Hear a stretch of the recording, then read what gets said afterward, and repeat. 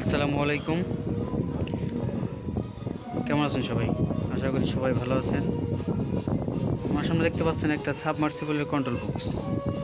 এই কন্ট্রোল বক্সটা পুরা পুইরে একদম দেখেন ক্যাপাসিটার সহ বের হয়ে আসছে ভিতর থেকে। একদম ভয়াবহ অবস্থা। হিটে আপনার এটাই হয়ে গেছে একদম।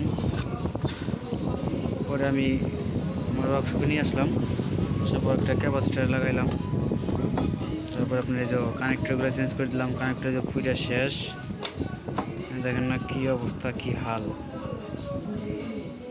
এই হলো অবস্থা।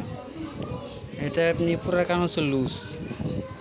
এই কানেক্টরের এই নাটগুলো অনেক লুজ ছিল এবং খোলার সময় দেখলাম যে লুজ, মানে তার টান দিলে একলাই বের হয়ে আসে। যে জায়গাটা ভালো আছে এইগুলো লুজ ছিল, আর এইগুলো লুজের কারণে পুড়ে গেছে। এটা সমস্যা হয়ে গেছে। তো আমি এবার এখানে যে ঝালাই করে দিলাম রাং দিয়ে, ক্লিপের পরিবর্তে। লুজ হওয়ার সম্ভাবনাটা একটু কম। ওভারলোড সুইচটা ঠিক আছে, এই সুইচটাও ঠিক আছে। কানেক্টরটা পুড়ে গেছে, চেঞ্জ করে দিলাম। দেখি রিপেয়ারিং করি, তারপরে আপনাদের আবার দেখাইতেছি, সাথে থাকবেন। রিপেয়ারিং করা শেষ, দেখেন দেখতে পাচ্ছেন ওভারলোড সুইচ, ক্যাপাসিটার, কানেক্টর সবই কমপ্লিট। লাইন দিয়ে দেখাইতেছি।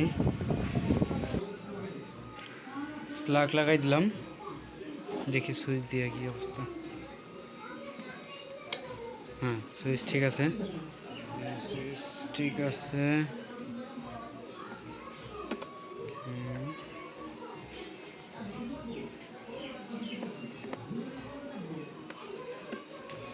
ঠিক আছে, সব ঠিক আছে, আশা করি চলবে, এখন সমস্যা হবে না।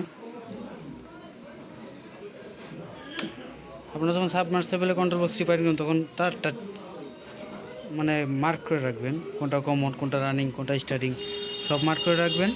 তাহলে ঠিক করতে পারবেন, কোনো সমস্যা হবে না। সবাই ভালো থাকবেন, ধন্যবাদ।